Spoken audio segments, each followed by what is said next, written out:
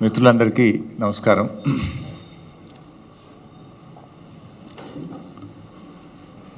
ఈరోజు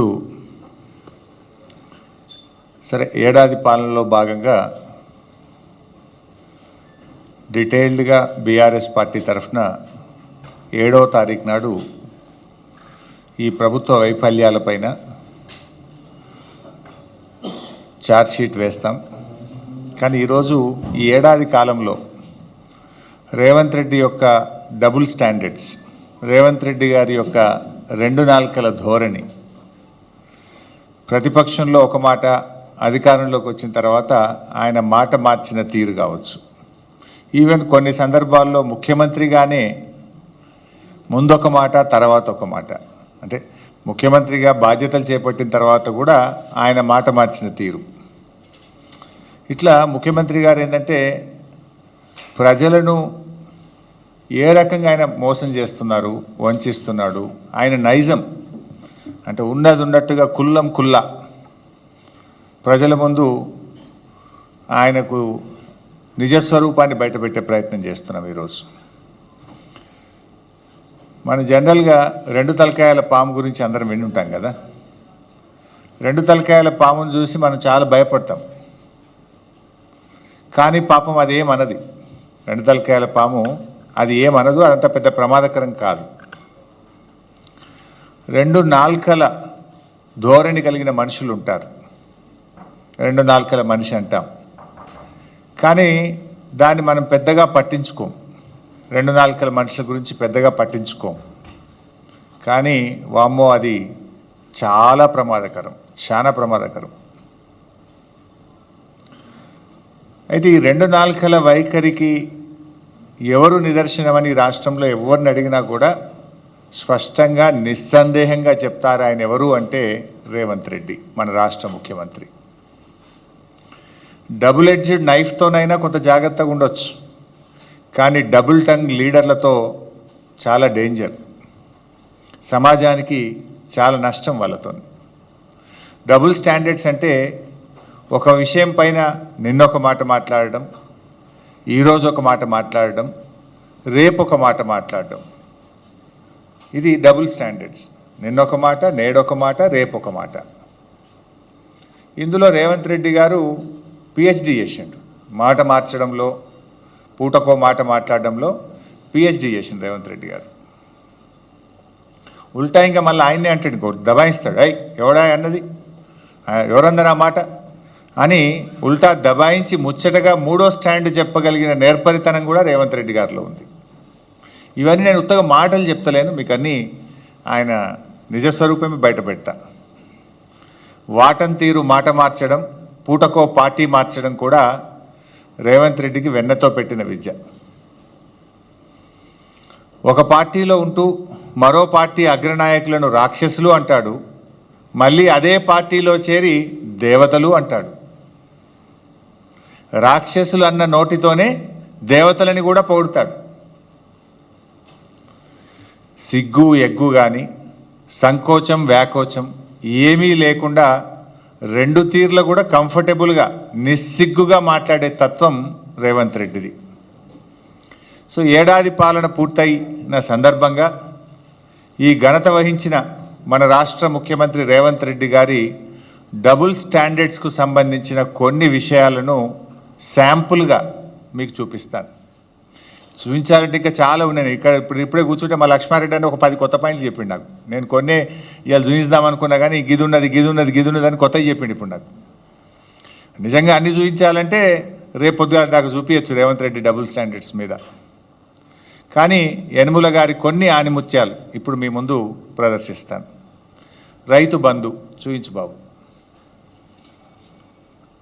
పంటలకే ఇస్తున్నావు కదా, 3వ పంటకి ఎందుకు ఇస్తలేవు? పంటకు 5,000 ఎకరానికి ఇచ్చినావు, 2 పంటలకే ఇచ్చిన సన్నాసి రైతు బంధు. మరి 3 పంటలు పండిస్తే 3 సార్లు ఎదిగిస్తలేవు రైతు బంధు. భూమి లేని ఉపాధి హామీ కూలీలకు కూడా సంవత్సరానికి 12,000 రూపాయలు ఇస్తామని చెప్పినాము. ఈ భూమి యజమానికి వస్తే కౌలు రైతుకు వచ్చేది కౌలు రైతుకు వస్తుంది. ఒకరికి ఇచ్చి ఒకరికి ఎగ్గొట్టే విధానం లేదు. అది కౌలు రైతు మాట్లాడుకోవాల్సిన అవసరం ఉంది. పంటలకు వేస్తున్నారు, 3వ పంటకి ఎందుకు ఇస్తలేవు? మీరు చూశారు, 2 పంటలకే ఎందుకు ఇస్తావు, 3 పంటలకు రైతు బంధు ఇవ్వాలన్నాడు. ఉన్న పంటకు ఎగబెట్టిండు కదా ఈ రేవంత్ రెడ్డి. ఇప్పుడు ఉన్న పంటకే రైతు బంధు ఎగబెట్టిండు. అంటే ఎన్నికల ముందు ఇంకో మాట చూశారు, కౌలు రైతుకు ఇస్తాం, రైతుకు కూడా ఇస్తామన్నాడు రైతు బంధు. కౌలు రైతుకి ఇచ్చినామని రైతుకు ఎగ్గొట్టం, రైతుకి ఇచ్చినామని కౌలు రైతుకు ఎగ్గొట్టం అన్నాడు ఆనాడు రేవంత్ రెడ్డి గారు. ఇవాళ ఏమంటున్నారు, అది కౌలు రైతు రైతు ఇద్దరు మాట్లాడుకోవాలి అని చెప్పి నిస్సిగ్గుగా మాట మార్చిన ఈ ప్రభుత్వ తీరు మీరు గమనించవచ్చు. ఇప్పుడు ఏమంటున్నారు, అధికారంలోకి రాగానే అది కౌలు రైతా వాళ్ళే తెలుసుకోవాలి, మాకు సంబంధం లేదన్నారు. ఆ రోజేమో కౌలు రైతుకు ఇస్తాం, రైతుకు ఇస్తాం, 3 పంటలకు రైతు బంధు ఇస్తా అన్నాడు. నిన్న మాట్లాడుతుండు సిగ్గు లేకుండా ముఖ్యమంత్రి. ఏం మాట్లాడుతుండు నిన్న, గత ప్రభుత్వం అట యాసంగి పంటలో రైతు బంధు ఎగ్గొట్టిందట. రైతు బంధు డబ్బులు ఇవ్వడానికి మేము జమ చేసి ప్రకటన కూడా చేస్తే ఎలక్షన్ కమిషన్ కంప్లైంట్ ఇచ్చింది మీరు, రైతు బంధును ఆపింది మీరు. ఇంకా అప్పుడు నువ్వు రెచ్చిపోయేమన్నావు, ఇప్పుడైతే 10,000 మేము వస్తే 15,000 రైతు బంధు వేస్తా అని ఎన్నికల్లో ప్రచారం చేసినావు. డిసెంబర్ 7వ తారీఖు నాడు నువ్వు ముఖ్యమంత్రిగా బాధ్యత తీసుకున్నావు. నాట్లు ఎప్పుడు పడతాయి తెలంగాణలో, డిసెంబర్ 7 తర్వాత 10 తర్వాత జనవరి దాకా పడుతుంటాయి నాట్లు. ఎప్పుడైనా డిసెంబర్, జనవరి, ఫిబ్రవరిలో రైతు బంధు వేసినాం. ఇప్పుడు నువ్వు ఎప్పుడు ఇస్తా అంటున్నావు రైతు బంధు, జనవరి 17వ తారీఖు తర్వాత రైతు బంధు ఇస్తా అంటున్నావు. డిసెంబర్ 7 నాడే నువ్వు ముఖ్యమంత్రి అవుతివి, మరి నువ్వు ఇవ్వాలి కదా రైతు బంధు. ఇప్పుడు జనవరి 17కి ఇస్తా అంటున్నావు. జనవరి 17కు డిసెంబర్ 7కు మధ్య తేడా 40 రోజులు. అంటే రైతు బంధు ఎగ్గొట్టింది రేవంత్ రెడ్డి, నిస్సిగ్గుగా గత ప్రభుత్వం ఎగ్గొట్టిందని చెప్పగలిగిన నేర్పరితనం కూడా రేవంత్ రెడ్డిలో ఉంది. అంటే దొంగే దొంగ అన్నట్టు ఈయన ఎగ్గొట్టింది రేవంత్ రెడ్డి, రైతు బంధును ఆపింది రేవంత్ రెడ్డి, కేసీఆర్ ఎగ్గొట్టిండు, బీఆర్ఎస్ ప్రభుత్వం ఎగ్గొట్టిందని ఉల్టా చోర్ కోత్వాల్కు డాంటే అనే విధంగా మాట్లాడిండు. కరోనా వరుస 2 సంవత్సరాలు కరోనా వస్తే కూడా క్రమం తప్పకుండా 11 విడతల్లో 72,000 కోట్లు ఇచ్చింది కేసీఆర్ కదా. రైతు బంధు, రైతు బీమా కలిపితే 82,000 కోట్లు రైతులకు నేరుగా లబ్ధి చేకూర్చిన నాయకుడు కేసీఆర్, నిజమైన రైతు బంధువు కేసీఆర్. నువ్వు అవి ఆపుకుంటా కొర్రీలు పెట్టి అంత కొడితే 20,000 కోట్లు ఇచ్చినావు. ఇంకా 11,000 కోట్ల రుణమాఫీ ఉన్నది. నువ్వు ఇచ్చిన 20,000 కోట్లు కేసీఆర్ గారు ఒక్క రైతు బంధు, రైతు బీమాకి ఇచ్చిన డబ్బు 82,000 కోట్లు. అంటే నీకంటే 4 రెట్లు అధికంగా ఇచ్చిండు కేసీఆర్ గారు. ఈ రకంగా రైతు బంధు విషయంలో 3 పంటలకు ఇవ్వాలన్న రేవంత్ రెడ్డి, ఉన్న పంటకు ఎగ్గొట్టిన రేవంత్ రెడ్డి నిజస్వరూపం మీ ముందు పెట్టాం. అదేవిధంగా రెండవది బతుకమ్మ చీరలు. బతుకమ్మ చీరల్లో ఎట్లా మాట్లాడిండు, ఆయన నోటికి మొక్కాలి, చాలా గొప్ప సుభాషితాలు వల్లించిండు. ఒక్కసారి ఆ దివ్య ప్రవచనాలు చూద్దాం. ఒక మంచి డిజైన్తో ప్రతి ఆడబిడ్డకు 2 చీరలు ఇస్తే 30 లక్షల చీరలు మంచి డిజైన్లతోని మంచి క్వాలిటీ. సరిగా రాలే బిడ్డ. ఒక్క మంచి డిజైన్తో ప్రతి ఆడబిడ్డకు 2 చీరలు ఇస్తే 30 లక్షల చీరలు మంచి డిజైన్లతోని మంచి క్వాలిటీతో ముందుకు రమ్మని మా అధికారులకు సూచన చేసినాం. ఒక్క మంచి ఆ రోజు ఏమో కేసీఆర్ గారి ప్రభుత్వం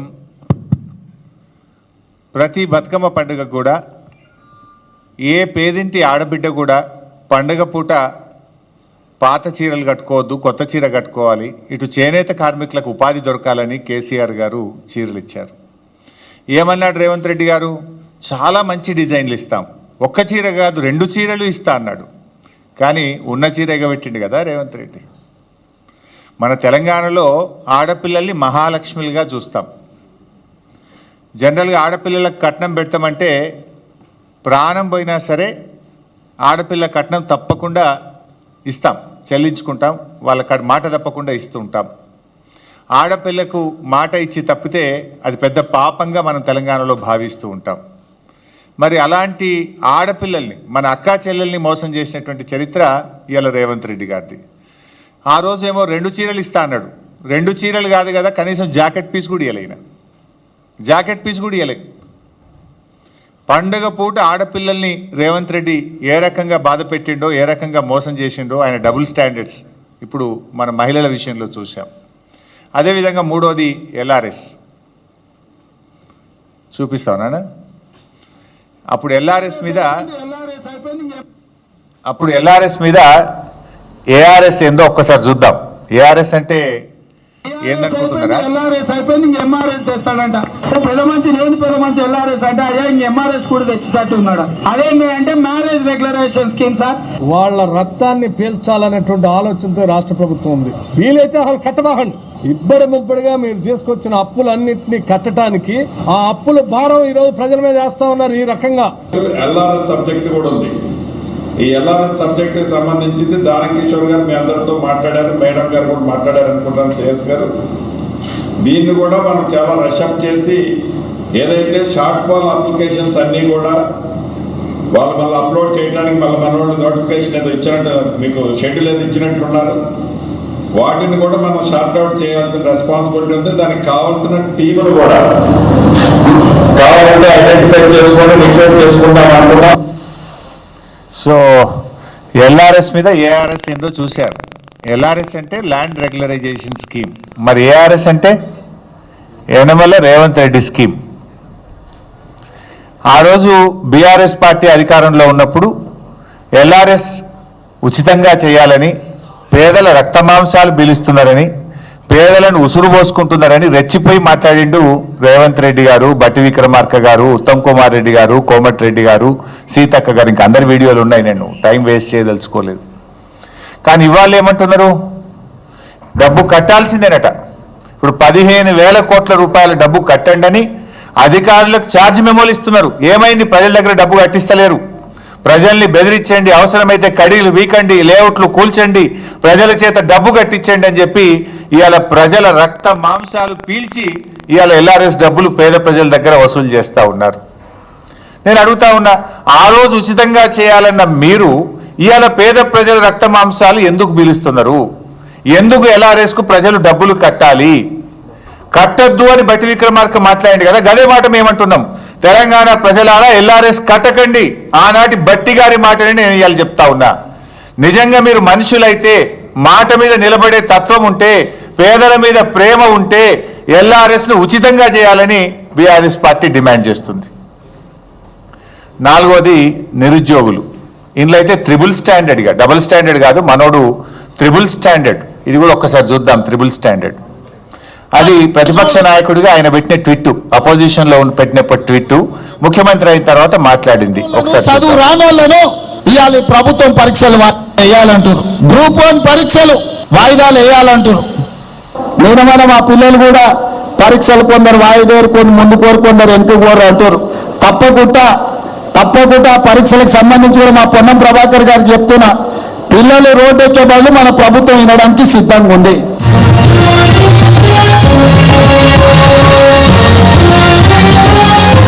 ఓకే. సో పోటీ పరీక్షల విషయంలో రేవంత్ రెడ్డిది డబుల్ స్టాండర్డ్ కాదు. ఆ రోజు ప్రతిపక్షంలో ఉన్నప్పుడు గ్రూప్ 2, గ్రూప్ 1 ఎగ్జామ్స్ కేసీఆర్ గారు పెట్టాలని నిర్ణయం తీసుకుంటే వాయిదా వేయాలి, 2 పరీక్షలు ఒక్కసారి ఎట్లా రాస్తారు అని చెప్పి ఈయన గారు ఆ రోజు మాట్లాడినాడు, ట్వీట్ పెట్టినాడు. మొన్న ముఖ్యమంత్రి అయిన తర్వాత ఇదే పిల్లలు అశోక్ నగర్లో రోడ్ల మీదకి వచ్చి పరీక్షలు వాయిదా వేయాలంటే ఇది ప్రతిపక్షాల కుట్ర అన్నాడు. తలకు మాసినోడే పరీక్షలు వాయిదా వేయాలంటారని, చదువు రానోళ్ళే పరీక్షలు వాయిదా వేయమంటారని నోటికి వచ్చినట్టు ఈయన మాట్లాడిండు. మళ్ళీ ఇప్పుడేం మీరే చూసిండ్రు, ఆ తలకు మాసినోడే వాయిదా వేయమంటాడు అని అన్నది రాష్ట్ర ముఖ్యమంత్రి రేవంత్ రెడ్డి. ఆ పరీక్షలు వాయిదా వేసింది రాష్ట్ర ముఖ్యమంత్రి రేవంత్ రెడ్డి. ఇప్పుడు ఎవడు తలకు మాసినోడే? ఇప్పుడు ఎవడు తలకు మాసినోడు? నువ్వే కదా అన్నావు, తలకు మాసినోడే వాయిదా వేయమంటాడని చెప్పి. మరి వాయిదా వేసింది కూడా నువ్వే కదా. అంటే ఈ రకంగా ఆయన కన్వీనియంట్గా ఎప్పుడు ఎట్లా అంటే ఎట్లా మాట్లాడడం, ఏదంటే అది మాట్లాడితే ప్రజలు నమ్ముతారనే విధంగా ఈ త్రిబుల్ స్టాండర్డు పరీక్షల వాయిదా విషయంలో, నిరుద్యోగుల విషయంలో మాట్లాడిండు. నిరుద్యోగుల విషయంలో ఇంకా చాలా విషయాలు కూడా ఉన్నాయి. మొదటి సంవత్సరంలోనే 2 లక్షల ప్రభుత్వ ఉద్యోగాలు ఇస్తామని చెప్పిండ్రు. 2 లక్షలు కాదు కదా, 10,000 కూడా వీళ్ళు ఇచ్చినాయి లేవు. అన్నీ కేసీఆర్ గారు ఇచ్చిన నోటిఫికేషన్లే. అంతే తప్ప జాబ్ క్యాలెండర్ విషయంలో ఫెయిల్ అయినరు. నిరుద్యోగ యువకులను కూడా కన్వీనియంట్గా మోసం చేసిండ్రు. ఇక సర్వేల మీద ఆ రోజు కేసీఆర్ గారు చేసిన సమగ్ర సర్వే మీద ఏం మాట్లాడిండు, ఇప్పుడు ఆయన ఏం సర్వే చేస్తుండు ఒకసారి అది కూడా చూద్దాం.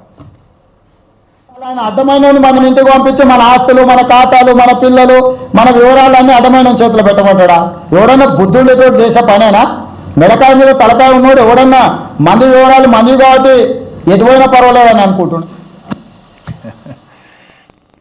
ఆ రోజేమో పచ్చ పార్టీలు ఉండయిన పచ్చ పార్టీలో ఉన్నప్పుడు మేము సమగ్ర సర్వే చేపడితే ఏ రకంగా మాట్లాడిండో చూసిండ్రు. ఇప్పుడు 3 రంగుల జెండాల పార్టీలో చేరి ఏ రకంగా సర్వే చేస్తుండో కూడా మనం చూస్తున్నాం. ఇప్పుడు అడ్డమైన ప్రశ్నలు అడుగుతున్నది ఎవడు? ఇవాళ సర్వేలు ఏమేమి అడుగుతుందో మీకు తెలియదా? బైసాబ్ మీ అందరి దగ్గర రాలేదా? నీ ఆస్తి ఎంత, నీకు మోటార్ సైకిల్ ఉందా, నీకు టీవీ ఉందా, నీ గ్రైండర్ ఉందా, నీ కారు ఉందా, నీ ట్రాక్టర్ ఉందా, నీకు భూమి ఉందా, నీ కొడుకు ఏం చేస్తుండని అడ్డమైన ప్రశ్నలు వేస్తున్నాడు ఎవడు? ఇప్పుడు మెడ మీద తలకాయ లేనోడు ఎవడు? ఆ రోజు ఏమన్నాడు? మెడ మీద తలకాయ లేనోడు ఎవడు? వాడు ఇట్లాంటి ప్రశ్నలు అడుగుతారా అన్నాడు. ఇప్పుడు చెప్పాలి రేవంత్ రెడ్డి గారు, అడ్డమైన ప్రశ్నలు ఇస్తున్నోడు ఎవడు, మెడ మీద తలకాయ లేనోడు ఎవడో ఇవాళ ఆయన చెప్పాలి, ఆయనే సమాధానం చెప్పాలి. అంటే నువ్వు ఆ రోజు ఏం మాట్లాడినావు, ఈ రోజు నువ్వు అడుగుతున్న ప్రశ్నలు ఏంది, ఈ రోజు నువ్వు సర్వే రూపంలో ప్రజల్ని ఏ రకంగా ఇబ్బంది పెడుతున్నావు అన్నది ఆయన నిజస్వరూపం మనం ఈరోజు చూస్తూ ఉన్నాం ఆయనది. ఇక కూల్చివేతల విషయంలో కూడా ఉద్యోగస్తులు 200 గజాలు 400 గజాలు అలా కట్టుకుంటే జేసీబీలు పెద్ద పెద్ద మిషన్లు తీసుకెళ్ళి పాపం నేలమట్టం చేసిండు. క్రిమినల్ వేస్ట్, ఇసుక, సిమెంటు, మిగతాయి ఒకవేళ ఇర్రెగ్యులారిటీ జరిగినా రెగ్యులరైజ్ చేయడానికి చట్టంలో నిబంధన ఉంది. వాళ్ళేం దోపిడీ చేయలే, లేకపోతే వాళ్ళేం దేశద్రోహం చేయలే. వాళ్ళు అమాయకంగా కొనుక్కున్నారు, దాంట్లో కట్టుకున్నారు. ఒకవేళ అనుమతులు లేవనుకోండి, రెగ్యులరైజ్ చేయడానికి you have a certain rules and regulations. Criminal వేస్ట్గా మొత్తం ఉన్న బలంగా నేలమట్టం చేయాల్సిన అవసరం ఉందా సార్? ఇవాళ గవర్నమెంట్ స్కీమ్స్ అనౌన్స్ చేస్తుంది. మీరు గవర్నమెంట్ ల్యాండ్స్లో ఉంటే మీరు రెగ్యులరైజ్ చేయించుకోండి, మీరు బిల్డింగ్లు కట్టుకుంటే రెగ్యులరైజ్ చేయించుకోండి. ఇంకోటి, నువ్వు అయ్యప్ప సొసైటీ కాడికి ఒక ఫార్ములా ఇచ్చేది ఉండే, కట్ ఆఫ్ డేట్ ఇచ్చేది ఉండే.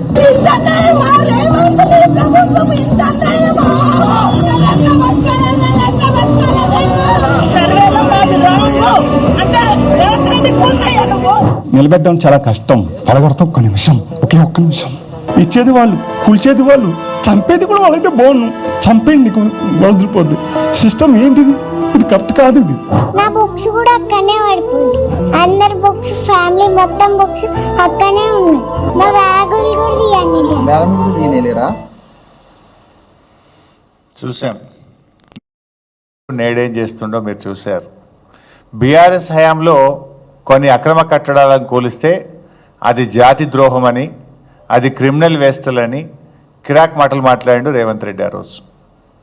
ఇవాళ అధికారంలోకి వచ్చిన తర్వాత ఇష్టం వచ్చినట్టుగా పేదల ఇండ్లను ఏ రకంగా కూలుస్తున్నాడో మీరు చూశారు. ఇది అన్యాయం అని అడ్డొస్తామని మేము మాట్లాడితే మమ్మల్ని కూడా బుల్డోజర్లు ఎక్కించి మిమ్మల్ని తొక్కుతా, చంపుతా అని ఎంత ఘోరంగా ఈ ముఖ్యమంత్రి మాట్లాడిండో మీరు చూసాం. ఇవాళ హైదరాబాద్లో ఎక్కడ చూసినా రేవంత్ రెడ్డి విధ్వంసాలు, శిథిలాలే కనబడతాయి. ఈయన ఏడాది పాలనలో కూల్చిన ఇండ్లే ఎక్కువ, కట్టిన ఇల్లు అయితే ఒక్కటి లేదు. ఏడాది రేవంత్ రెడ్డి పాలనలో కట్టిన ఇల్లు ఒక్కటి లేదు. ఎక్కడ పోయినా కూల్చిన శిథిలాలు మాత్రం కనబడతాయి. పాప మా పసిపాప నా పుస్తకాలు తెచ్చుకుంటా, మా నాన్న కొనిచ్చిన వాటర్ బాటిల్ తెచ్చుకుంటా అంటే కూడా సమయం ఇవ్వకుండా కూల్చినావు కదా. Is it not criminal waste mister Revanth Reddy? ఇది క్రిమినల్ వేస్ట్ కాదా? ఆ పిల్ల అమ్మాయి విద్యా సంవత్సరాన్ని కూడా ఆగం చేసినావు. మానవత్వం లేకుండా వాటర్ బాటిల్ని కూడా తెచ్చుకోకుండా కూల్చినవే. మరి ఆ రోజు నువ్వేం మాట్లాడినావు, ఇవాళ నువ్వు చేస్తున్నది ఏందో ఒక్కసారి ఆత్మవిమర్శ చేసుకో. ఇక పోలీస్ ప్రవచనాలు కూడా చూడాలి. ఈయన పోలీసుల గురించి ఈయన మాట్లాడిన ప్రవచనాలు కూడా ఒకసారి చూద్దాం. Video please. అయ్యా, ఏ పోలీస్ అయ్యిందా? పోనీ వారానికి సెలవు వచ్చిందా? గణేష్ పండుగలకో లేకపోతే రంజాన్ పండుగలకు హైదరాబాద్కి డ్యూటీ వేస్తే రోడ్ల మీద 10 రోజులు ఉంటే స్నానాలు చేయక డ్రాయర్ మోసుకపోయి రోడ్డు మీద నేను పోలీసు వాళ్ళ కుటుంబం నుంచి వచ్చిన.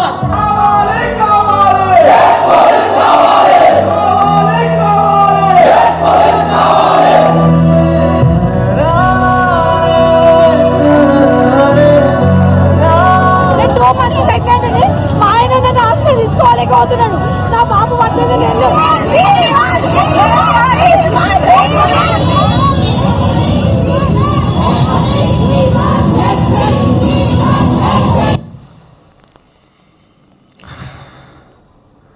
చూస్తే ఎన్ని ఉన్నాయో, ఇంకా చాలా ఉన్నాయని. ప్రతిపక్షంలో ఉన్నప్పుడేమో పోలీసుల గురించి కన్నీరు పెట్టి, అధికారంలోకి రాగానే పోలీసులతోని పోలీసుల కుటుంబ సభ్యులతో కన్నీరు పెట్టించిండు. ఆనాడేమో మొసలి కన్నీరు, ఇప్పుడేమో ఆ కుటుంబాలతోని ఆ పోలీసులతో కన్నీరు పెట్టించిండు. ఆనాడేమో డ్రాయర్ కోసుకపోయిన బాధలు నాకు తెలుసు అన్నాడు. ఇప్పుడేమో రేవంత్ రెడ్డి గారు గుండెలు కోసుకపోయేంత బాధలు వాళ్ళతో బాధ పెట్టిస్తున్నాడు వాళ్ళకు. అప్పుడు తనది కూడా పోలీస్ కుటుంబమే అన్నాడు. ఇప్పుడేమో పోలీస్ కుటుంబాలను రాచి రంపాన పెడుతున్నాడు. ఏమడిగినరా పోలీసులు? వీ వాంట్ జస్టిస్ అన్నారు, వీ వాంట్ ఏక్ పోలీసింగ్ అన్నారు. అది వాళ్ళ డిమాండ్ కాదు. ప్రతిపక్షంలో ఉన్నప్పుడు నువ్వు ఇచ్చిన మాట, నీ మాట నిలబెట్టుకో రేవంత్ రెడ్డి, నువ్వు ఆ రోజు ఏ మాట ఇచ్చినవో అది నిలబెట్టుకో అని అడిగిన పాపానికి డిస్మిస్లు, సస్పెన్షన్లు, ఛార్జ్ మెమోలు ఇచ్చినావు. 39 మంది ఉద్యోగాలు కూడా వీకినావు. పోలీసుల చేత పోలీసుల కుటుంబ సభ్యుల్ని అరెస్ట్ చేయించిన ఘనత ఇది రేవంత్ రెడ్డిది. ఇది కాదా డబుల్ స్టాండర్డ్? నిజంగా నువ్వు పోలీస్ కుటుంబం నుంచి వచ్చిన వాడివైతే, చీమునెత్తురుంటే, మాట మీద ఉండేవాడివైతే ఏక్ పోలీసింగ్ చేయాలా వద్దా? వాళ్ళు రోడ్ల మీదకి రాగానే హోంమంత్రిగా, ముఖ్యమంత్రిగా ఉన్న నువ్వు వాళ్ళను పిలిచి మాట్లాడి ఇచ్చిన మాట నిలబెట్టుకొని సమస్యను పరిష్కారం చేయాలి. కానీ వాళ్ళను అరెస్ట్ చేసినావు, డిస్మిస్ చేసినావు, ఉద్యోగాలు ఉడబీకి నీ యొక్క నియంతృత్వాన్ని చాటుకున్నావు. ఇది డబుల్ స్టాండర్డ్. ఇక మద్యం అమ్మకాల మీద ఈయన మాయదారి మాటలు కూడా ఒకసారి చూద్దాం. 10 వార్డులు ఉంటాయి, 20 బెల్ట్ షాపులు అయినాయి. ఇవాళ ఇంట్లో ఆయనే తాగుపోతే కష్టం ఉంటే పిల్లగాడు కూడా తాగి వచ్చినాక వాడిని ఎక్కడ పట్టాలి, ఈయనని ఎక్కడ పట్టాలి? వీళ్ళు చేసే, మీరు కష్టం చేసి సంపాదించింది దాచిపెట్టే రూపాయి బెల్ట్ షాప్ ఉంటే గట్టే పరిస్థితి వస్తే ఇక సంసారాలు ఏమైనా బాగుపడతాయా? మీరు ఆలోచన చేయండి. ఇవాళ ఎవరైనా పిల్లగాడు తాగుపోతే అయితే పిల్లలు ఇస్తారా? మీరు ఆలోచన చేయండి అక్కలారా.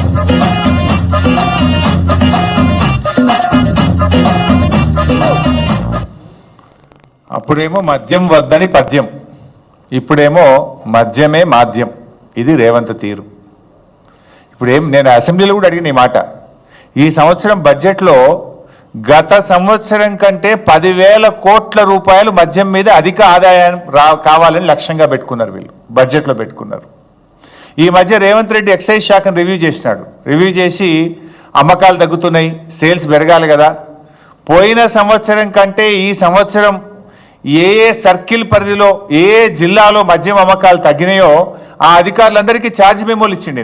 30 మంది ఎక్సైజ్ అధికారులకు, ఎక్సైజ్ సిఐలకు, ఎక్సైజ్ సూపరింటెండెంట్లకు మీ ఏరియాలో మద్యం తక్కువ అమ్ముతున్నది, మీరు అమ్ముతారా అమ్మారా అని ఛార్జ్ మెమోలు ఇచ్చిండు. వాళ్ళకు మిమ్మల్ని ట్రాన్స్ఫర్ చేస్తామో అని బెదిరించాడు.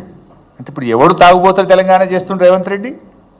ఆనాడేమో గత ప్రభుత్వం మీద విరుచుకపడ్డావు. ఇవాళ అంతకంటే ఎక్కువ 10,000 కోట్లు మద్యాన్ని ఎక్కువగా తాగించాలి, 10,000 కోట్లు అదనపు ఆదాయం రావాలని లక్ష్యంగా పెట్టుకొని ఛార్జ్ మెమోలు ఇచ్చిన రేవంత్ రెడ్డి నిజస్వరూపం ఇప్పుడు మనం చూస్తున్నాం. ఆనాటి స్వరూపం ఏంది, ఈనాటి నిజస్వరూపం ఈరోజు మన ముందు కనబడుతుంది.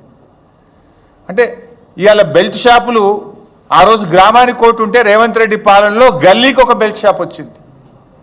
ఆడపిల్లల మంగళసూత్రాలు తెంపే కార్యక్రమం చేపడుతున్నాడు. అంటే ఇప్పుడు వాళ్ళ ప్రాణాలు పోవా? తాగి వాళ్ళ లివర్లు పోవా? మరి నువ్వు మద్య నిషేధాన్ని తెస్తా క్రమంగా అన్నావు, కానీ నిషేధం తెస్తలేవు. ఇప్పుడు ఇంకా 10,000 కోట్లు ఎక్కువ తాగిచ్చే పని చేస్తుండు. ఇది మద్యం విషయంలో, మహిళల విషయంలో రేవంత్ రెడ్డి యొక్క మాయదారి మాటలు మనం చూసాం. ఇక అదేవిధంగా కాళేశ్వరం ప్రాజెక్టు మీరందరూ కూడా విన్నారు. చాలాసార్లు కూడా పదే ఒక అబద్ధాన్ని 100 సార్లు చెప్తే నిజమైద్ది అనేటువంటి రీతుల్లో కాళేశ్వరం గురించి ముఖ్యమంత్రి గారి గోబల్స్ ఎట్లా ప్రచారం చేశారో మీకు తెలుసు. ఒకవైపు ఏమో కాళేశ్వరం కూలైపోయింది, లేనే లేదు, 1,00,000 కోట్లు వృధా అయిందని మాట్లాడతాడు. మరోవైపు మీరు చూస్తున్నారు, మొన్న ఈ మధ్య ముఖ్యమంత్రి గారి రివ్యూ తర్వాత ప్రెస్ నోట్ వచ్చింది. మల్లన్న సాగర్ నుంచి హైదరాబాదుకు 20 టీఎంసీల నీళ్లు, మల్లన్న సాగర్ నుంచి మూసీ పునరుద్ధరణకు 5 టీఎంసీల నీళ్లు. మరి కాళేశ్వరం కూలైపోతే మల్లన్న సాగర్ నుంచి హైదరాబాద్ నీళ్ళు ఎట్లా వస్తాయి? మల్లన్న సాగర్ కాళేశ్వరంలో అంతర్భాగం కాదా? కొండపోచమ్మ సాగర్ మల్లన్న సాగర్లో అంతర్భాగం కాదా? ఆ మధ్య ఇంకా కొండా సురేఖ గారి వీడియో కూడా ఉంది, అది కూడా ఉంది, ఒకసారి చూసిన తర్వాత మాట్లాడదాం. కాళేశ్వరం కట్టడం కూలడం రెండూ జరిగిపోయినాయి. శ్రీ రంగనాయక సాగర్ జలాశయం కింద దాదాపు 1,10,000 ఎకరాలకు నీరు అందించేటువంటి కార్యక్రమం ఉంది. దీంట్లో ఎడమ కాలువ ఇప్పుడు మనం ఓపెన్ చేయడం జరిగింది. ఎడమ కాలువ నుంచి 70,000 ఎకరాలకు, అదేవిధంగా కుడి కాలువ నుంచి 40,000 ఎకరాలకు, ఎడమ సాగర్ నుంచి ఇప్పుడు నీళ్లను మేము విడిచిపెట్టడం జరిగింది.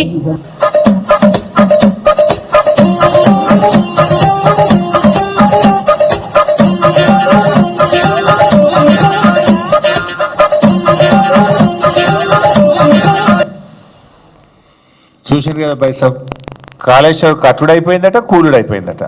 మరి కూలుడైపోతే 20 టీఎంసీల నీళ్లు హైదరాబాద్కి ఎట్లా వస్తున్నాయి, 5 టీఎంసీల నీళ్లు మూసీకి ఎట్లా వస్తాయి? మన మంత్రి గారేమో 1,10,000 ఎకరాలకు నీళ్ళు ఎట్లా విడుదల చేసే? మరి ఈ రకమైనటువంటి గోబల్స్ ప్రచారం. ఇవాళ ముఖ్యమంత్రి గారు బహుశా సిద్దిపేట జిల్లాకు పోతున్నాడు. కోకోకోలా ఫ్యాక్టరీ ఒకటి ఇనాగ్రేషన్ చేయడానికి వెళ్తున్నాడు. అది ఎడికెళ్ళి వచ్చింది? కోకోకోలా కంపెనీకి సరఫరా అయ్యే నీళ్లు కూడా కాళేశ్వరం నీళ్ళే. అసలు ఆ కోకోకోలా కంపెనీ ఎందుకు పెట్టిందాడా? కాళేశ్వరం నీళ్లు ఉన్నాయి కనుక, కొండపోచమ్మ ప్రాజెక్ట్ ఉంది కనుక, దాని నుంచి నీళ్లు వస్తున్నాయి కనుక, నీటి సరఫరా ఉంది కనుక అక్కడ ఫ్యాక్టరీ ఆ రోజు వాళ్ళు పెట్టిండ్రు. ఆనాడు కేసీఆర్ గారు ఆ భూ నిర్వాసితులకు అక్కడ ఉద్యోగాలు దొరకాలని ఫ్యాక్టరీ పెట్టించిండ్రు. ఇవాళ ఈయన పోయి ఇనాగ్రేషన్ చేస్తుండ్రు. ఇవాళ రేవంత్ రెడ్డి గారు ఇనాగ్రేషన్ చేసే కోకోకోలా ఫ్యాక్టరీ కూడా కాళేశ్వరం ప్రాజెక్టులో అంతర్భాగమే. గా నీళ్లు ఉన్నాయి కనుకనే గా ఫ్యాక్టరీ గాడు వచ్చింది. గా విషయం కూడా కనుక తెలియదు. తెలుసు డబుల్ స్టాండర్డ్. ఇక సోనియా గాంధీ గారు, అది కూడా ఒకసారి చూస్తే అయిపోతుంది. సోనియా గాంధీ ఎందుకంటే పాపం కాదు, నేను చెప్పినాక వెట్రా బిడ్డ ఎంత తొందరపడుతున్నారు నాయన. రేవంత్ రెడ్డి గారి డబుల్ స్టాండర్డ్స్ విషయంలో పాపం సోనియా గాంధీ గారు కూడా అతీతం కాదు. చివరికి ఆమె మీద కూడా తన 2 నాల్కల ధోరణి రేవంత్ రెడ్డి గారు ఎలా ప్రయోగించారో ఒక్కసారి చూద్దాం. బలిదేవత అని చెప్పి ఆమెకు బిరుదు ఇవ్వండి, అప్పుడు సరిగ్గా సరిపోతుంది. ఆమె నైజానికి, ఆమె చేసిన నీచమైన పనులకు 1000 మందిని బలి తీసుకున్నందుకు ఈ పార్టీ వాళ్ళు చేసే పనులు కూడా తెలంగాణ ప్రజలకు కళ్ళగట్టినట్టుగా ఉంటది.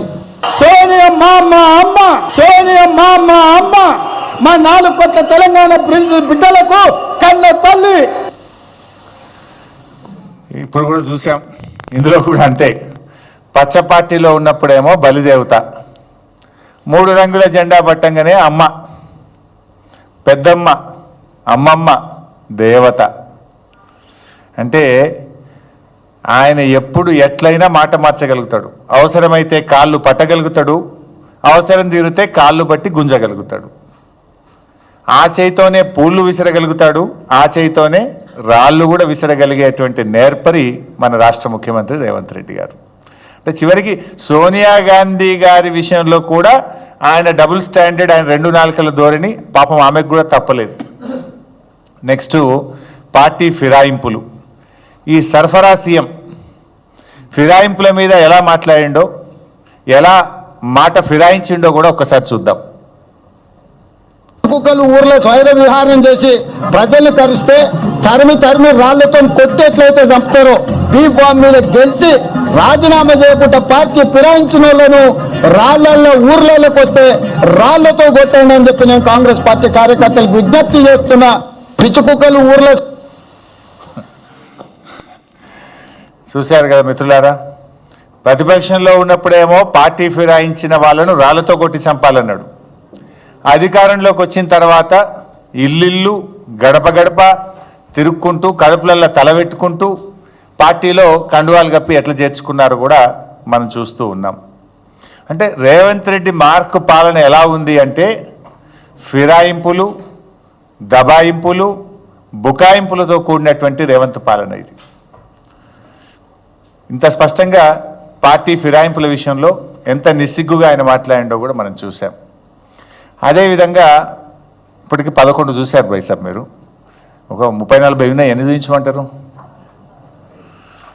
ఇంకో 4-5 చూపిస్తా. శిలాపలకాలు. శిలాపలకాల మీద ప్రతిపక్షంలో ఉన్నప్పుడు ఏమంటుండే అంటే, శిలాపలకాల మీద పేర్లు అవసరమా అని ఒక విచిత్రమైన మాటలు మాట్లాడుకుంటూ పేర్లు ఎందుకు, హోదా రాస్తే చాలు కదా, ముఖ్యమంత్రి అనో మంత్రిని రాస్తే చాలు, వీళ్ళ పేర్లు అవసరమా అన్నాడు. ఒకసారి చూద్దాం. ఈ రాష్ట్రానికి 2, 3, 4 ముఖ్యమంత్రులు లేరు, ఒక్కడే ఉన్నాడు గత 9.5 ఏళ్ల నుంచి. ఎక్కడ శిలాఫలకం వేసినా తెలంగాణ ముఖ్యమంత్రి కల్వకుంట్ల చంద్రశేఖరరావు అని పేరు ఎందుకు రాస్తారు? తెలంగాణ ముఖ్యమంత్రి అని రాయొచ్చు కదా. ఇప్పుడు ఏమైతుంది తెలుసా వైసాబ్, అప్పుడేమో పేరు రాస్తే పేరే వద్దన్నాడు, ఇప్పుడు ఫోటో పెట్టుకున్నాడు ఈయన. ఈ మధ్య మీరు ఎక్కడ శిలాఫలకాలు చూసినా రేవంత్ రెడ్డి పేరుతో పాటు ఆయన ఫోటో కూడా పెట్టుకున్నాడు. ఆయనాడేమో పేరే వద్దన్నాడు, ఇప్పుడు పేరు పక్కన ఫోటో పెట్టుకున్నాడు రేవంత్ రెడ్డి. ఇది డబుల్ స్టాండర్డ్. ఇది ఇక పేపర్ యాడ్లు. ఈ పేపర్ యాడ్ల విషయంలో కూడా ఆ రోజు దేశంలో అద్భుతమైన ప్రగతిని సాధించి తెలంగాణ జాతి సగర్వంగా ఈ దేశం ముందు తల ఎత్తుకునే విధంగా కేసీఆర్ గారు చేశారు. అత్యధిక స్థూల ఉత్పత్తి, అత్యధిక తలసరి ఆదాయము, నిరంతరాయ విద్యుత్ సరఫరా, ప్రతి ఇంటికి త్రాగునీటి సరఫరా, ఫ్లోరైడ్ రహిత రాష్ట్రము, అత్యధిక వరిధాన్య ఉత్పత్తి, ఇలా ఎన్నో గొప్ప కార్యక్రమాలు చేసి దేశం ముందు రాష్ట్రం యొక్క గౌరవాన్ని పెంచడానికి అప్పుడు మా ప్రభుత్వం ఏదో యాడ్స్ ఇస్తే ఆయన ఆ రోజు ఏం మాట్లాడిండో ఇవాళ ఏం చేస్తుండో ఒక్కసారి చూద్దాం. ఎట్లా ప్రకటనలు ఇస్తారు? ఎవరి తాత జాగీర్ ఇది? టీఆర్ఎస్ ఖాతాలో 1300 కోట్లు ఉన్నాయి, అందులోకి వెళ్ళి ఖర్చు పెట్టుకోమన్నారు. ఎవరు వద్దన్నారు? ఎట్లా ప్రకటనలు ఇస్తారు? ఎవరి తాత జాగీర్ ఇది? టీఆర్ఎస్ ఖాతాలో 1300 కోట్లు ఉన్నాయి. ఇప్పుడు చూస్తున్నారు కదా బైసాబ్, రోజు జాక్ పేజ్ యాడ్లు, ఇంకా ఉత్తుత్త యాడ్లు కూడా కాదు. ఇందిరాగాంధీ జయంతికి యాడే, రాజీవ్ గాంధీ వర్ధంతికి యాడే, ఉత్సవాల పేరు మీద యాడ్లే. రోజు మరి అడ్డగోలుగా ఎవరి జాగిరని ఇస్తున్నావు నువ్వు యాడ్లు? మరి ఎవరి డబ్బు? ప్రజల డబ్బును నువ్వు ఈ రకంగా నీ ప్రచారం కోసం ఏ రకంగా ఖర్చు పెడతావని మాకు అడగరాదా? అంటే మేమిస్తేనేమో బ్యాడ్ అట, ఆయన ఇస్తేనేమో యాడ్ అట. ఇది ఆయన 2 నాలుకల ధోరణి. అదేవిధంగా మూసీ విషయంలో ఆయన గారు ఏం మాట్లాడిందో కూడా మీ అందరికీ తెలుసు. ఇది ముఖ్యమంత్రి అయినాకనే మార్చిన మాట. ఇంక ఇది ప్రతిపక్షంలో ఉన్నది కూడా కాదు. మూసీ విషయంలో ముఖ్యమంత్రి అయినాకనే మాయా మచ్చింద్ర మాటలు చూస్తే అది నోరా మోరా అనిపిస్తుంది. ఒక్కసారి చూడండి. పరివాహక అభివృద్ధి కోసం 5 ఏళ్లలో 1,50,000 కోట్ల రూపాయలు 1,50,000 కోట్ల రూపాయలతోని ప్రణాళికలు సిద్ధం చేసి, మరి 1,50,000 కోట్లు అనేది ఎక్కడి నుంచి వచ్చింది? 1,50,000 కోట్లు అనేది ఎక్కడి నుంచి వచ్చింది? సుందరీకరణ అనేది ఎక్కడి నుంచి వచ్చింది? మూసి చూసింది కదా బైసాబ్, తన నోటితోని తానే 1,50,000 కోట్లని నొక్కి నొక్కి చెప్పిండు. మళ్ళీ ఆ తర్వాత 1,50,000 కోట్లు అనేది ఎక్కడి నుంచి వచ్చిందని మిమ్మల్ని అడిగిండు విలేకరుల సమావేశంలో. మిమ్మల్ని దబాయించిండు. అది ఎక్కడి నుంచి వచ్చింది, ఎవరు చెప్పిండు మీకు అని ఉల్టా దబాయించింది ఆయన. అంటే అనేది ఆయన్నే, ఉల్టా అడిగేది కూడా ఆయన్నే, దబాయించేది ఆయన్నే, మళ్ళీ బుకాయించేది ఆయన్నే, పుట్టించేటోడు ఆయన్నే, ప్రశ్నించేటోడు ఆయన్నే. అంటే ఎట్లా ఉంటుంది ఈయన తీరంటే, ఇది వెనకటికో సామెత ఉంటుంది, చెప్పటోనికి చెవుడైనా వినటోనికి వివేకం ఉంటుంది అనే ఒక సామెత ఉంది. కనీసం ఆ ఇంగిత జ్ఞానం కూడా రేవంత్ రెడ్డి గారికి లేకపోయింది. నేనే చెప్పినాను కనీసం ఉండాలి కదా ఆయనకు. ఇక అప్పట్లో మా ప్రభుత్వంలో కొంతమంది కొత్త రాష్ట్రం ఏర్పడ్డది, కొంతమంది సలహాదారులు అవసరమని ఆనాడు మా ప్రభుత్వం కొంతమంది సలహాదారులను పెట్టుకున్నది. ఆ రోజు ఈయన కోర్టులో కేసేసిండు. అసలు ఇంతమంది సలహాదారులు అవసరమా? వీళ్ళ క్యాబినెట్ ర్యాంక్ ఎట్లా ఇస్తారు? వీళ్ళకి స్టేట్ మినిస్టర్ ర్యాంక్ ఎట్లా ఇస్తారు? ఈ సలహాదారులంతా వేస్టు అని స్వయంగా రేవంత్ రెడ్డి మన హైకోర్టులో కేసు వేసిండు. ఆ కేసు ఈరోజు కూడా నడుస్తుంది. Still that matter is pending in the high court. మరి సలహాదారులు వద్దని, సలహాదారులకు క్యాబినెట్ ర్యాంక్ ఇవ్వొద్దని హైకోర్టులో కేసు వేసేటప్పుడు మనం ఏం చేస్తాం? ప్రమాణం చేస్తాం. విల్ గివ్ ఎన్ అఫిడవిట్ ఏమిస్తాం? రాజ్యాంగం మీదనో దేవుడి మీదనో ప్రమాణం చేసి మనం అఫిడవిట్ ఇస్తాం. నేను చెప్పేదంతా నిజం, నేను చెప్పేదంతా కూడా నాకు తెలిసి నేను కరెక్టే అని అఫిడవిట్ ఇస్తాం హైకోర్టులో. అఫిడవిట్ ఇచ్చి హైకోర్టులో వేసిన రేవంత్ రెడ్డి ఇలా ఏ రకంగా సలహాదారులను అపాయింట్ చేసిండు, పార్టీ ఫిరాయించిన వాళ్ళకు కూడా క్యాబినెట్ ర్యాంకులు ఇచ్చుకుంటా ఏ రకంగా సలహాదారులు ఇచ్చిండో మీకు తెలియదా by sir? Is it not double standard? ఒకసారి అది కూడా చూద్దాం. అది హైకోర్టు కేసు, లెఫ్ట్ సైడ్. ఇటువైపు ఏమో క్యాబినెట్ ర్యాంక్ ఆర్డర్, ఈ ప్రభుత్వం ఇచ్చిన ఆర్డర్.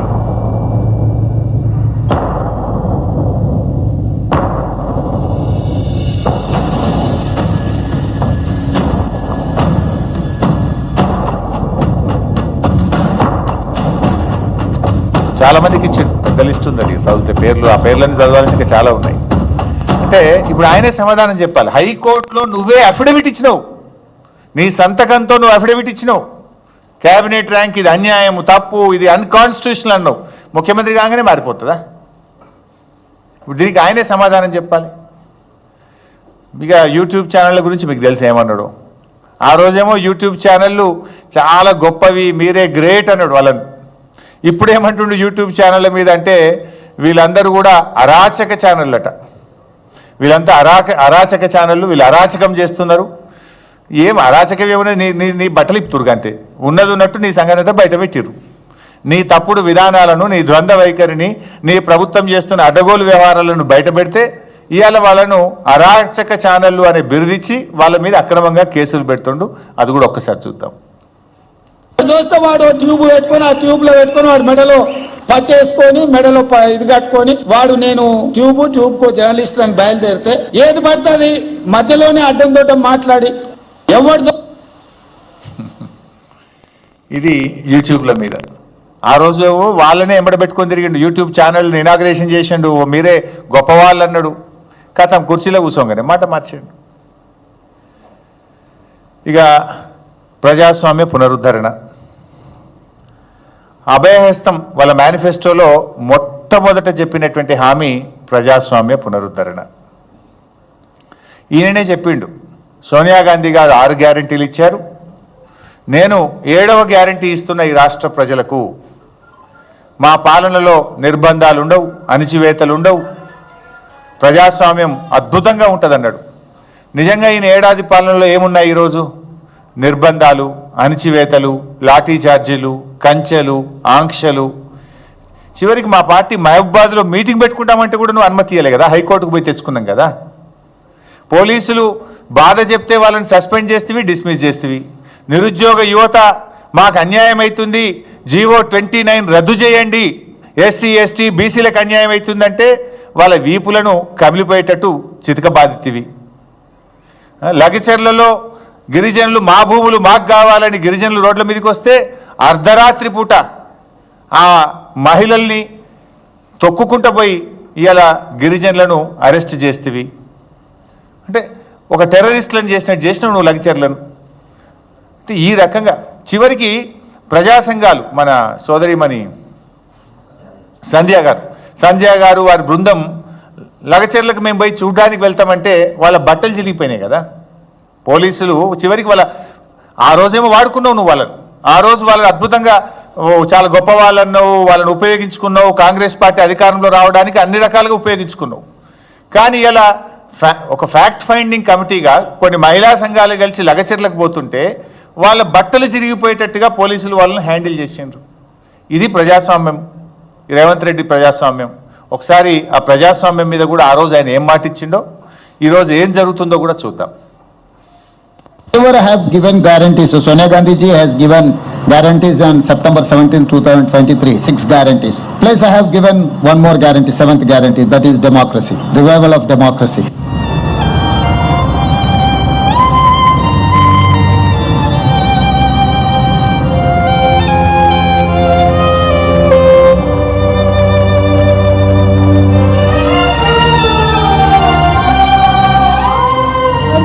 వచ్చి మా ఆయన తీసుకువెళ్ళింది సార్. ఇంతగానో దౌర్జన్యం ఎందుకు చేస్తుండ్రు? నేను ప్రెగ్నెన్సీ లేడున్నా నాకు ఎవరు లేరు అని చెప్తే కూడా ఇడవకుండా తీసుకువెళ్ళిండు సార్. ఇప్పుడు నాకు పెయిన్స్ వస్తున్నాయి, ఎవరు తీసుకువెళ్తారు? మా ఇంట్లో అయితే ఎవరు లేరు, నేను ఒక్కదాన్నే ఉన్నా. అంటే చెప్పిందేమో ప్రజాస్వామ్య పునరుద్ధరణ, కానీ జరుగుతున్నదేమో ప్రజాస్వామ్య హనన. ఈరోజు ఈ రాష్ట్రంలో జరుగుతుంది. ఎక్కడ అసలు ఉందా ప్రజాస్వామ్యం? ప్రశ్నిస్తే కేసులే, సోషల్ మీడియాలో పోస్టు పెడితే కేసులే, కొండారెడ్డిపల్లికి పోయిన జర్నలిస్టుల మీద దాడి చేస్తారు, బీఆర్ఎస్ ఎమ్మెల్యేల ఇండ్ల మీద దాడులు చేస్తారు. ఇక ఏం జరిగినా ప్రతిపక్షాల కుట్రనే. నిరుద్యోగ యువత అశోక్ నగర్లో రోడ్డు మీదకి వస్తే ప్రతిపక్షం కుట్ర అంటాడు. ఏ హాస్టళ్లలో పిల్లలకు విషాహారం తిని ఆసుపత్రుల పాలవుతుండ్రు, పిల్లలు చనిపోతుండ్రు అంటే ప్రతిపక్షాల కుట్ర అంటాడు. మా ఆర్ఎస్ ప్రవీణ్ మీద కేసు పెడతారు. మాట్లాడితే ప్రతిపక్షం కుట్ర. ఇదేనా ప్రజాస్వామ్యం? ఇక ఎన్కౌంటర్లు. వెనకట రేవంత్ రెడ్డి గారు ప్రతిపక్షంలో ఉన్నప్పుడు నక్సలైట్లు ఉండాలి ఈ దేశంలో, ఈ రాష్ట్రంలో. నక్సలైట్ల మీద ఏ రకంగా ఆ రోజు మొసలి కన్నీరు గార్చారో ఒక్కసారి చూద్దాం. నక్సలిజం ఉంటే నక్సలిజం తీవ్రవాదం వల్ల అభివృద్ధి కుంటుపడుతుందేమో అని ఆ రోజు అనుకున్నాం. కానీ ఇవాళ వాళ్ళు ఉంటే బాగుండేమో అనుకున్న పరిస్థితి వచ్చింది ఈ రాష్ట్రంలో.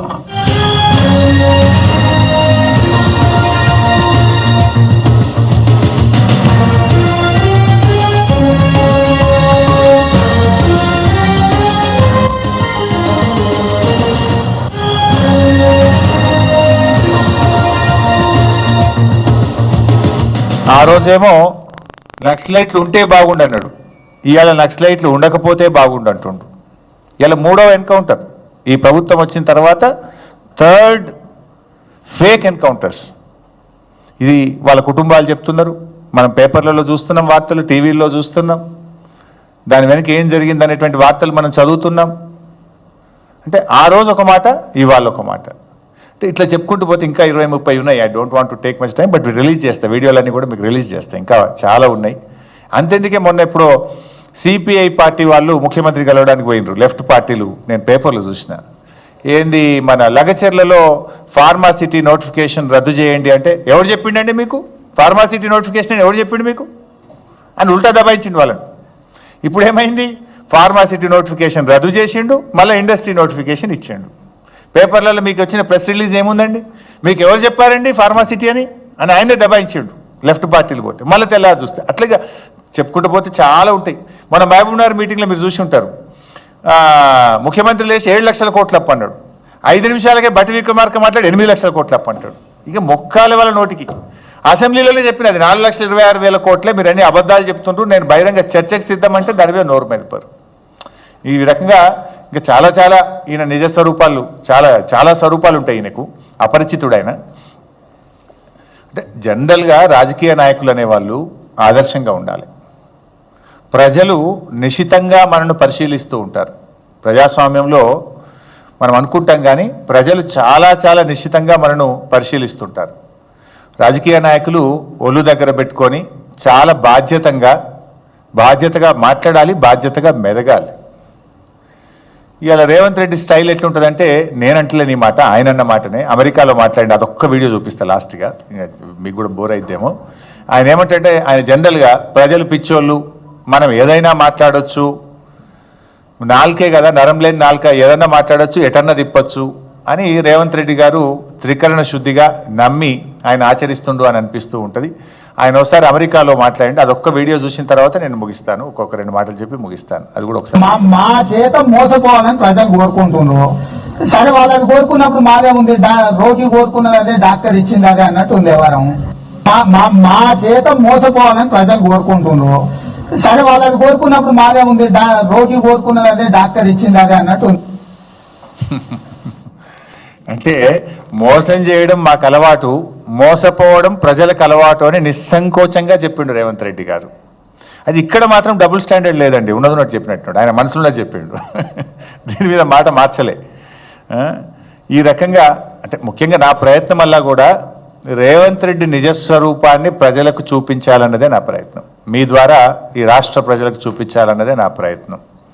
చైతన్యవంతులైనటువంటి ప్రజలు ఇకనైనా ఇలాంటి 2 నాల్కల ధోరణి కలిగిన నాయకులను నమ్మి మోసపోవద్దని, మోసపోతే ఎలా గోసపడుతున్నామో మనం చూస్తున్నాం. ఏం కోల్పోయారు అని నేను మాట్లాడుతున్నాడు. రైతు బంధు కోల్పోలేదా? కేసీఆర్ కిట్టు కోల్పోలేదా? బతుకమ్మ చీరలు కోల్పోలేదా? ప్రజాస్వామ్యం కోల్పోలేదా? ఎన్నని చెప్పమంటావు? చెప్తాను అది 7వ తారీఖు నాడు ఇంకా చాలా డీటెయిల్గా, ఇంకా చాలా వివరంగా నీ ఏడాది పాలన గురించి చాలా వివరాలు ఉన్నాయి, అవి కూడా చెప్తాం. తెలంగాణ ప్రజలకు ఈ ఏడాది కాలంలో అనుభవంలోకి వచ్చిందల్లా కూడా మోసం, దగ, నీ 2 నాల్కల ధోరణి.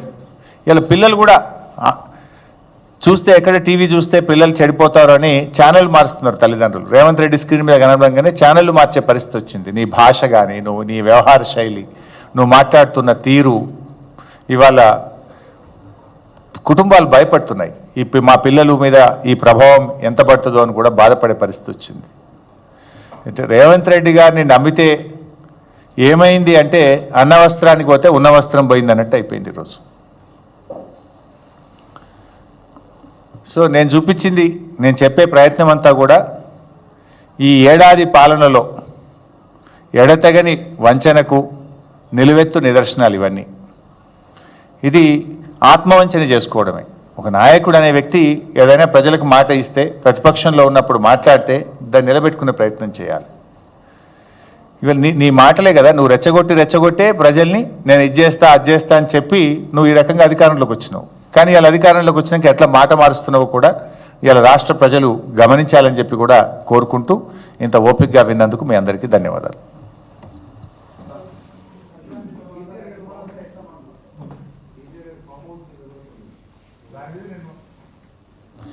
ఓపెన్ ఛాలెంజ్ చేసినా కదా నేను మొన్ననే, ఐఎమ్ రెడీ అని చెప్పిన దాని ఎవరు రిప్లై ఇవ్వలే కదా. ఆయన మాట్లాడిన గంట సేపట్లో నేను దాని మీద మా పార్టీ తరఫున కామెంట్ చెప్పాను. రైతు భరోసా ఏమంటారే, రైతు భరోసా 2 పంటలకు ఇవ్వాలి, వానకాలం యాసంగి. వానకాలానికి రైతు భరోసాను ఎగ్గొట్టింది రేవంత్ రెడ్డి. యాసంగికి కూడా కలిపి ఎకరానికి 15,000 రూపాయలు వానకాలం యాసంగి కలిపి ఇవ్వాలని బీఆర్ఎస్ పార్టీ డిమాండ్ చేస్తుంది.